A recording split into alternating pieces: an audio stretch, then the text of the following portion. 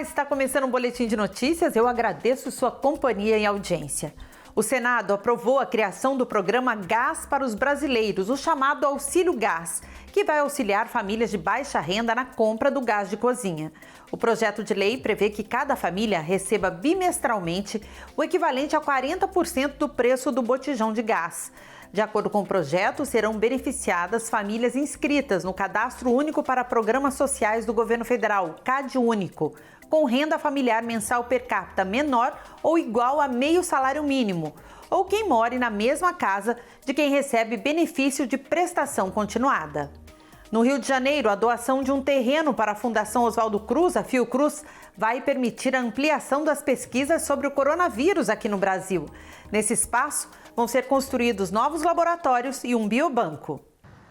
Avaliado em 60 milhões de reais, o terreno fica em frente ao campus principal da Fiocruz, no Rio de Janeiro. O espaço tem uma área equivalente a 6 campos de futebol. Uma parte já estava edificada e vinha sendo usada pela instituição para serviços administrativos. A doação vai ampliar a capacidade de atuação da Fiocruz. Na nova área, já está sendo construído um biobanco, que é um espaço de armazenamento de amostras biológicas.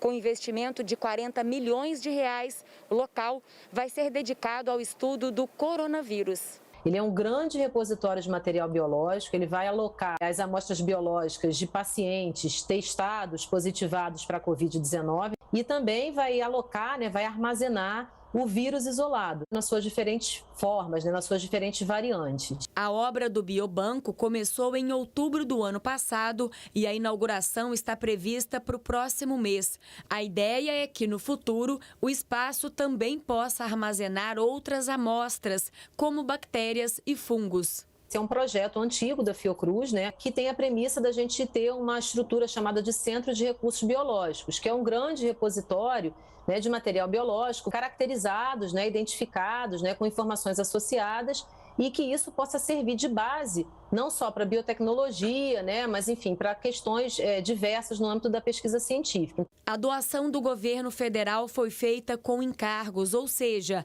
a Fiocruz precisa realizar melhorias no local.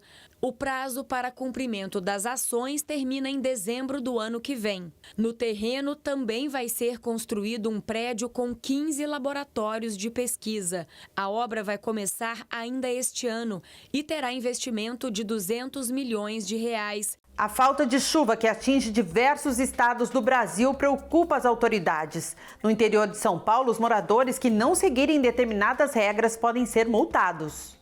Para quem olha essa vista do Ribeirão Claro de longe, nem imagina que a situação por aqui é de alerta máximo. Mas basta se aproximar um pouco e verificar a régua que mede o volume do rio. O ponto onde a água está batendo indica que a estiagem desse ano já chegou a níveis críticos. Esse local, onde fica o reservatório nesta época do ano, era para estar completamente tomado pela água. Mas já é possível até caminhar por aqui. Ele está muito abaixo do que ele deveria estar para essa época do ano.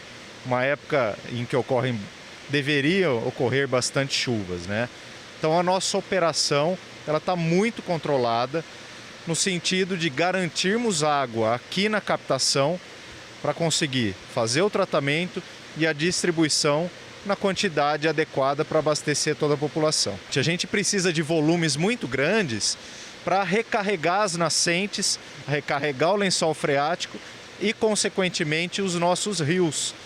Então, as chuvas do verão, elas vão refletir no abastecimento do ano que vem. Então, a gente espera que chova bastante para a gente ter um 2022 mais tranquilo do que está sendo 2021. E as chuvas dos últimos dias não foram capazes de normalizar a situação. Aqui no Ribeirão Claro, responsável por 40% do abastecimento da cidade, o nível está em apenas 25%. No Corumbataí, um pouco mais, mas ainda assim preocupante.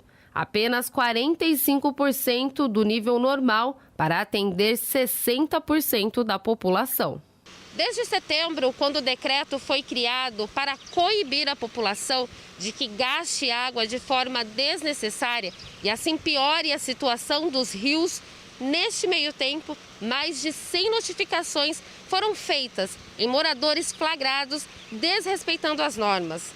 Denúncias continuam sendo recebidas e para quem for reincidente pode receber uma multa de até R$ 180. Naturalmente as pessoas pensam que choveu, então está tudo normalizado e não está. Nós estamos muito aquém ainda de considerar o abastecimento normal. As chuvas que tivemos nos últimos dias, com certeza contribuiu sim para os nossos mananciais, mas ainda nós precisamos de muita chuva para considerar uma situação normal. O DAI tem campanhas de uso consciente da água, essas campanhas estão ativas, nós estamos trabalhando na divulgação delas, com o único e exclusivo objetivo de conscientizar a população para que tenha o uso consciente da água, saiba usar, porque senão a água vai faltar. Então, Thaís, o objetivo principal é mudança de hábito. Nós precisamos ter uma mudança de hábito agora para não sofrermos no futuro. E nós temos também o decreto, que estabelece a proibição de alguns usos. O objetivo desse decreto também é conscientização, não é multar ninguém, mas a gente precisa, muitas vezes, passar por uma punição para conscientizar as pessoas.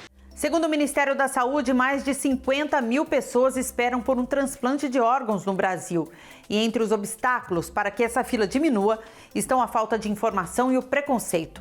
A história do Alexandre, que nós vamos mostrar agora, é um exemplo de como o ato de doar transforma a vida de muita gente. O Alexandre nasceu com uma doença que causou má formação e problemas de saúde durante toda a vida, inclusive nos rins.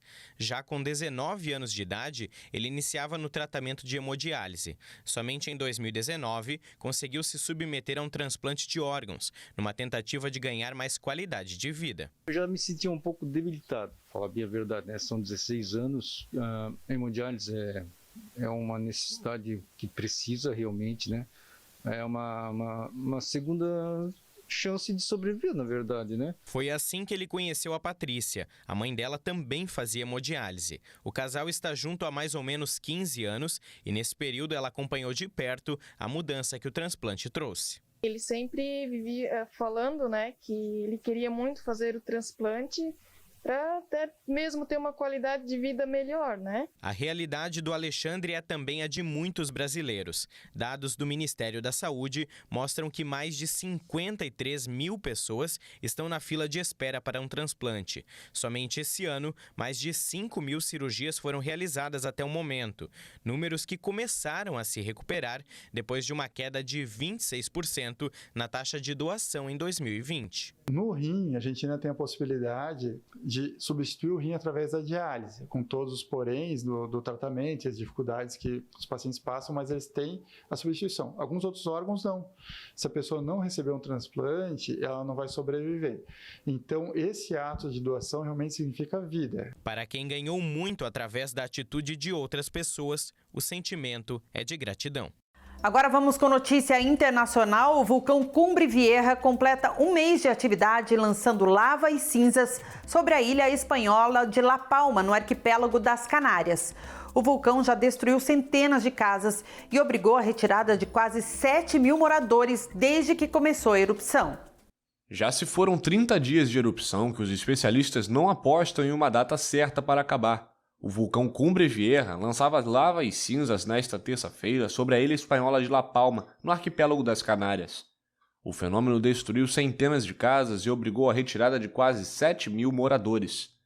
A montanha entrou em fase eruptiva em 19 de setembro, quando expeliu grandes rios de lava que iniciaram uma descida lenta até alcançarem finalmente o mar, 10 dias depois. Apesar de a erupção não ter deixado nenhuma vítima, os ardentes fluxos de magma, cinza e laranja, destruíram tudo em seu caminho e já cobrem 763 hectares.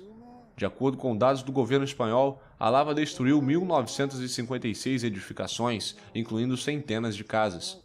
As nuvens de cinzas emitidas pelo vulcão e que tingem parte da ilha de cinza também prejudicam frequentemente as conexões aéreas com La Palma.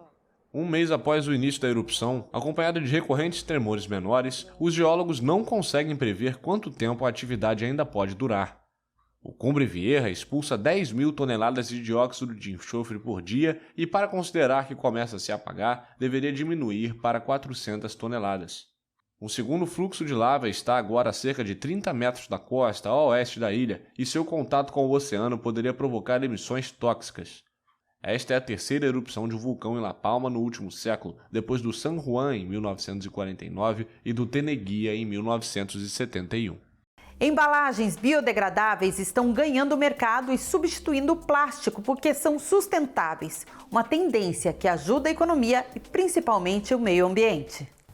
Nesta cozinha paulistana especializada em saladas, os ingredientes são entregues em embalagens biodegradáveis fabricadas com um item bem brasileiro, a mandioca. Foi um processo assim para encontrar uma embalagem que fosse 100% sustentável. É super importante por N fatores ambientais, né? Redução de lixo, economia de água, que essa embalagem feita de mandioca proporciona. Ecológicas, as embalagens biodegradáveis podem substituir um vilão do meio ambiente. Todos os anos, 8 milhões de toneladas de plásticos são despejados nos oceanos e levam, em média, 500 anos para decompor.